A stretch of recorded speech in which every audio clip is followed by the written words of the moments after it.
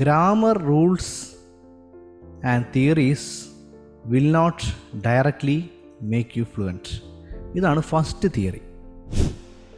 ഗ്രാമറിൻ്റെ നിയമങ്ങളും അതിൻ്റെ തിയറിയും ചരിത്രവും അതിൻ്റെ കംപ്ലീറ്റ് സാഹിത്യങ്ങളും ഒന്നും നിങ്ങളെ ഒരിക്കലും ഡയറക്റ്റ്ലി ഫ്ലുവൻ്റ് ആകില്ല. അതായത് നിങ്ങൾ ഇംഗ്ലീഷിലെ ഗ്രാമർ കംപ്ലീറ്റ് പഠിച്ചെടുത്താൽ പോലും, ഗ്രാമറാണ് എല്ലാവർക്കും പഠിപ്പിക്കാൻ ഇഷ്ടം, പഠിപ്പിക്കുന്നത് എല്ലായിടത്തും ഇതിന് നടന്നുകൊണ്ടിരിക്കുന്നത്, എന്നാൽ പോലും നിങ്ങൾ ഇംഗ്ലീഷിൽ കംപ്ലീറ്റ്ലി നിങ്ങൾ ഫ്ലുവൻ്റ് ആവത്തില്ല.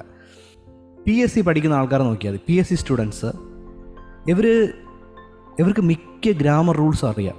സ്പോക്കൺ ഇംഗ്ലീഷിൽ ആവശ്യമുള്ളതിലധികം ഇവർക്ക് ഗ്രാമർ അറിയാം. ടെൻസ് അറിയാം, ഇവർക്ക് ടെൻസിൻ്റെ 48 ഫോംസ് അറിയാം, റിപ്പോർട്ടർ സ്പീച്ച് അറിയാം, പാസീവ് വോയിസ് അറിയാം, എക്സെപ്ഷൻസ് അറിയാം, ഫ്രേസൽ വെർബ്സ് അറിയാം. പക്ഷേ ഇവർ ഇംഗ്ലീഷ് സംസാരിക്കുന്നുണ്ടോ? സംസാരിക്കുന്നില്ല. അപ്പോൾ അതിൻ്റെ അർത്ഥം എന്താണ്? അതിൻ്റെ അർത്ഥം ഗ്രാമറല്ല കളി. അപ്പോൾ നിങ്ങൾ ഗ്രാമർ അറിഞ്ഞുകൊണ്ടെങ്കിൽ നിങ്ങൾക്ക് സംസാരിക്കാൻ പറ്റുമെന്ന് പറയുന്നതിൻ്റെ രഹസ്യം ഇതാണ്.